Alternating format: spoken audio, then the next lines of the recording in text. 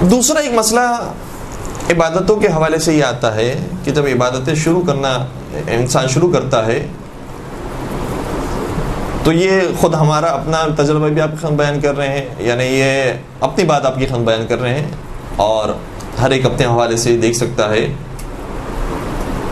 کہ جب انسان دین کے راستے پر آتا ہے، خدا کے راستے پر آتا ہے اور قیامت کو یاد کرنے والا، آخرت کو یاد کرنے والا، اللہ والا ہو جاتا ہے، تو اپنے آپ کو دوسروں سے برتر محسوس کرتا ہے کہ میری آخرت بچی ہوئی ہے، میں ہوں جو اللہ کے لیے کام کر رہا ہوں، میں ہوں جو اتنے عمل انجام دے رہا ہوں، اتنے واجبات، اتنے مستحبات کر رہا ہوں۔ تو عبادت کرتے ہوئے ایک نقطہ ہمیشہ ذہن میں رہے جو مولا متقیان نے بھی اور ائمہ علیہ السلام نے بھی ہمیں بار بار سکھایا ہے، بلکہ میں آپ کی خدمت میں ایک عالم دین کا جو خوبصورت سے جملہ ہے ان کا وہ پیش کروں۔ ایک بہت بڑے عارف آیت اللہ حسن زادہ آمولی نے یہ جملہ اپنے اشعار کے اندر لکھا تھا۔ اب مجھے پورا شعر تو یاد نہیں، جتنی حد تک میں فارسی میں آپ کی خدمت بیان کر سکتا ہوں کوشش کروں گا۔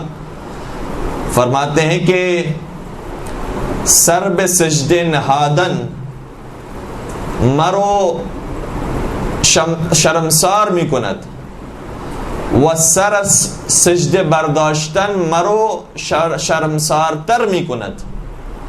یعنی خلاصہ یہ جملے کا یہ ہے کہ جب میں سر اپنا سجدے میں رکھتا ہوں تو میں پشیمان ہو جاتا ہوں کہ میرا یہ سجدہ سجدہ کہلانے کے قابل نہیں ہے، لیکن جب میں یہ سر سجدے سے اٹھا لیتا ہوں تو اس سے زیادہ پشیمان ہوتا ہوں کہ کم از کم پہلے سجدے میں تو تھا، اب تو وہ بھی نہیں ہوں۔ تو دونوں طرف سے انسان اسی کیفیت کے مبتلا رہے، اگر عبادت کی طرف بھی ہے تو بھی پشیمانی ہو کہ میں میری عبادت کہلانے کے لائق کا۔ چوتھے سرکار حضرت امام زین العابدین علیہ الصلوۃ والسلام کا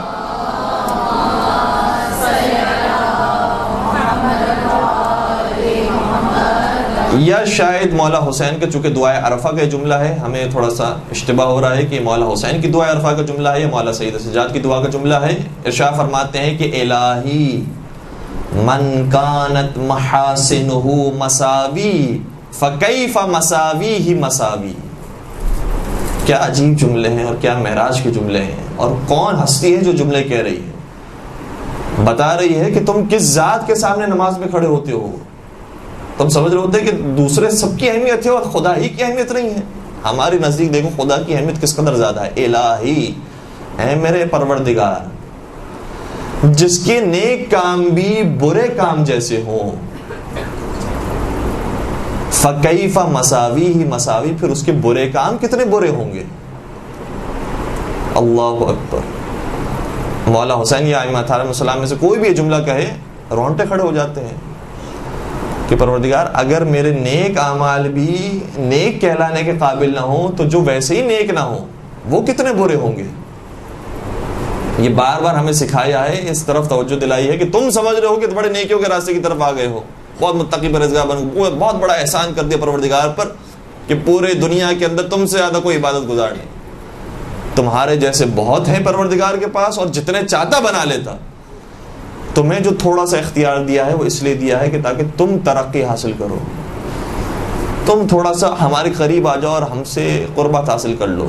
اور اگر تم اپنی عبادتوں پر گھمنڈ کرو گے تو خدا کے پاس عبادتیں کرنے والے بہت ہیں، تمہیں جب چاہے گا وہ عبادت کرنے والا جو تاریخ میں شاید سب سے پہلا عبادت کرنے والا تھا، جیسے ہی اس کو اپنی عبادتوں پر گھمنڈ ہوا اور یہ جملہ قرآن کریم کا آ گیا کہ اس عبادت گزار نے یہ کہا کہ انا خیر منہ، میں اس سے بہتر ہوں، میں اس سے برتر ہوں، جیسے ہی اس نے کہا پروردگار نے اسے شیطان رجیم بنا کے نکال دیا۔ تم اپنے عبادت کو کیا سمجھ رہے تھے؟ تمہیں اپنے دربار سے، اپنے بارگاہ سے ہم نے نکال دیا۔ تو عبادت پر اگر جیسے ہی انسان کو غرور اور تکبر آ جائے، یہ معصومین علیہ السلام کی ہدایتیں ہمارے لیے بہت ہیں کہ جس کو قیامت کے میدان میں این زین العابدین کر کے بلایا جائے گا۔ کہاں ہے عبادت گزاروں کی زینت؟ وہ عبادت گزار اس طریقے سے بیان فرماتے ہیں۔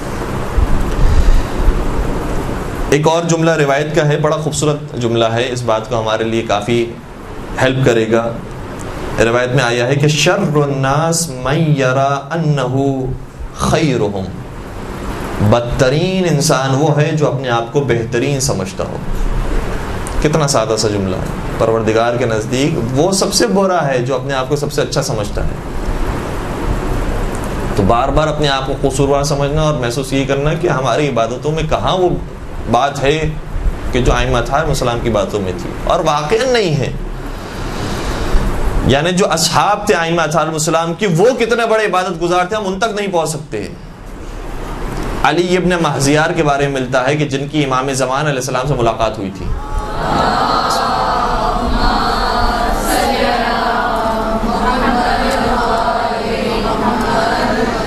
جنہوں نے 11ویں امام کا زمانہ بھی دیکھا تھا، 10ویں امام کا زمانہ بھی دیکھا تھا، 12ویں امام سے ملاقات کے لیے بار بار حج پر جایا کرتے تھے، یہاں تک کہ آخری حج کے اندر ان کی امام سے ملاقات ہو گئی. علی ابن محزیار کے بارے میں روایت یہ کہتی ہے کہ جب طلوع آفتاب کا وقت آتا تھا تو یہ اپنے سر کو سجدے میں رکھتے تھے، اور جس طریقے سے ہم روایتوں میں سنتے رہتے ہیں کہ جناب سیدہ کائنات پوری رات دوسروں کے لیے دعائیں کرتی تھیں، ہمسایوں کے لیے، اپنے دوستوں کے لیے، خواتین کے لیے، ایک ایک کا نام لے کر ہر ایک کے لیے دعائیں کر رہی تھی، یہاں تک کہ جناب حسن مجتبیٰ حیران ہو جاتے ہیں ہمارے لیے کب دعا کا وقت آئے گا. تو جو ہم روایت میں جناب سیدہ کائنات کے بارے میں پڑھتے ہیں، علی ابن محزیار اسی نقش قدم پر چلنے والے تھے. جب سر سجدے میں رکھتے تھے طلوع آفتاب کے بعد، تو روایت کرنے والا راوی یہ کہتا ہے کہ کم از کم 1000 لوگوں کا نام لے لے کر پروردگار سے حاجت طلب کرتے تھے کہ خداوندہ فلاں کی فلاں پریشانی ہے، اس کی پریشانی کو دور کرتے ہیں، فلاں کی فلاں پریشانی ہے، اس کی پریشانی کو دور کرتے ہیں. نام لے لے کر دعا کیا کرتے تھے. نماز شب میں جو 40 مومنین کا نام لینے کا ذکر ہے وہ اس وجہ سے ہے تاکہ دوسروں کا بھی احساس پیدا ہو. 40 لوگوں کا نام لے کم از کم. تو جو سیرت ہم پڑھتے ہیں ائمہ اطہار السلام کی، ہم یہ سمجھتے ہیں کہ وہ کہاں ہیں، ہم کہاں ہیں. یہ بھی بڑا خوبصورت جملہ ہے جو ایک صاحب نے بیان کیا، فرماتے ہیں کہ جب عمل کی باری آتی ہے تو ہم یہ کہتے ہیں کہ وہ کہاں ہیں، ہم کہاں ہیں، اور جب جنت کی باری آتی ہے تو ہم کہتے ہیں کہ وہ جہاں ہیں ہم بھی وہاں ہیں. تو یہ بڑا دوہرا معیار ہے. عمل کی بات آتی ہے تو وہ کہاں ہم کہاں، جہاں جنت کی بات ہے وہ جہاں ہم بھی وہاں. ایسا تو ممکن نہیں. اگر برابر ہونا ہے تو ہر چیز میں پھر برابر ہونا پڑے گا، ہر چیز میں کوشش کرنی پڑے گی. بہرحال برابر تو انسان نہیں ہو سکتا، لیکن بہرحال کوشش کرنی پڑے گی کہ ان کے نقش قدم پر چل سکیں. اور اسی طریقے سے صفوان جمال ظاہراً ایک صحابی کا نام ہے، یا عباس جمال، ان کے بارے میں ہے کہ وہ ماہ رجب، ماہ شعبان، ماہ رمضان، تینوں مہینوں کے پورے روزے رکھا کرتے تھے. ایک سال کی بات نہیں ہے. جب سے مثلا لوگوں نے دیکھنا شروع کیا 20 سال 30 سال سے ہمیشہ ماہ رجب، ماہ شعبان، ماہ رمضان کے پورے روزے رکھا کرتے تھے. تو لوگ ایسے گزرے ہیں جو غیر معصوم تھے اور عمل انجام دیتے تھے. اسی طریقے سے انہی کے بارے میں ملتا ہے کہ وہ سال میں 3 مرتبہ زکوٰۃ نکالا کرتے تھے. یہ کام کون کرتا ہے؟ یہ ائمہ اطہار السلام نے ہمیں سکھایا ہے. تو اپنی عبادتوں پر انسان ویسے تو بنتا ہی نہیں ہے کہ غرور کرے، اور اگر کچھ واقعی عبادت گزار ایسا بن بھی جائے انسان، تو مولا سید سجاد زین العابدین سید الساجدین جب اس طریقے سے پروردگار کے حضور پیش کرتے ہیں اپنی عبادتوں کو، تو ہماری تو کوئی اوقات ہی نہیں ہے. مولا سید سجاد کی دعاؤں کو ایک مجموعہ ہے مناجات 15 کے نام سے. یقیناً آپ کا مجھ سے زیادہ مطالعہ ہے، جانتے ہوں گی. 15 دعائیں موجود ہیں، اور یہ بھی ماہ رمضان کے اندر ہمارے پاس بہترین فرصت ہوتی ہے کہ ان 15 دعاؤں کو اگر ہم پورے مہینے میں تقسیم کر دیں تو ان دعاؤں کو، ہر دعا کو ہم 2 مرتبہ پڑھ سکیں گے. مناجات کو 2 مرتبہ پڑھ سکیں گے. مناجات 15 مناجات. اس کی سب سے پہلی مناجات کیا ہے؟ مناجات التائبین، توبہ کرنے والوں کی مناجات.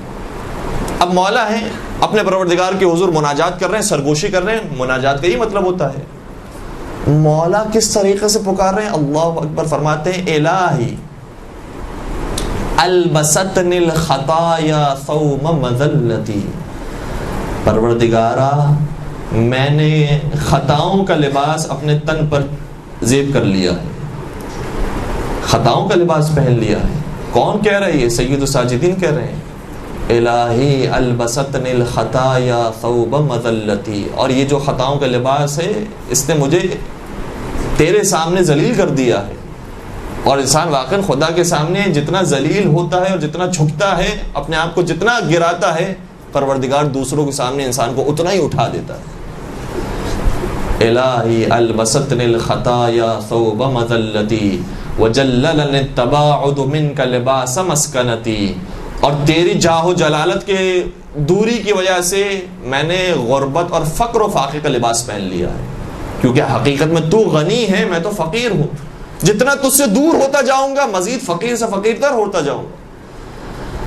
وَجَلَّلَنِ التَّبَاعُدُ مِنْكَ لِبَاسَ مَسْكَنَتِي وَأَمَاتَ قَلْبِي عَظِيمُ جِنَایَتِي. اللہ اکبر. یہ ایسے جملے ہیں کہ جو میں تو کسی گنہگار بھی اگر وہ یہ جملہ کہے تو کہتے ہوئے شرم آتی ہے کہ اتنا کیسے انسان گنہگار ہو سکتا ہے کہ اتنے بڑے بڑے جملے ادا کرے. لیکن چونکہ خدا کے حضور ہیں اس لیے اس طرح کے جملے ہیں.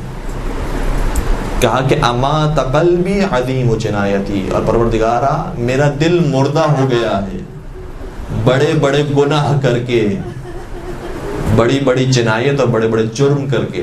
اللہ اکبر. وہ سید سجاد جنہوں نے کوڑوں پہ کوڑے کھائے ہو، تازیانوں پہ تازیانے کھائے ہو، اس طریقے سے گریہ فرماتے رہے ہوں ساری زندگی، ایسی نمازیں پڑھی ہوں، جتنے سائل جتنے مسکین ہیں ان کو رات بھر کھانا دیتے ہوں، اور کوئی راوی یہ سوال کرے کہ اے سید سجاد ذرا اسے جگا کر بتا دو دے کہ کس نے روٹیاں رکھی ہیں، تو سید سجاد جواب دے کہ جس کو بتانا ہے وہ کبھی سوتا نہیں ہے اور وہ میرے عمل کو دیکھ رہا ہے.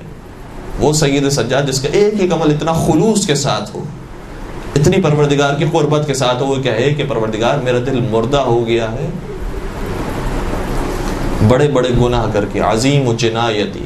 پھر فرماتے فَأَحْيِهِ بِتَوْبَةٍ مِّنْكَ، تو پروردگار تو میری طرف پلٹ آ اور میرے دل کو زندہ کر دے. یا عملی و بغیتی و یا سؤلی و منیتی، اے وہ جو میری آرزو ہے، اے جو میری تمنا ہے، میرا ارمان ہے، ساری چیزیں پروردگار کی حضور فنا ہے. یہ ائمہ علیہ السلام کی پوری سیرت کا مجموعہ میں نظر آتا ہے اس طریقے سے.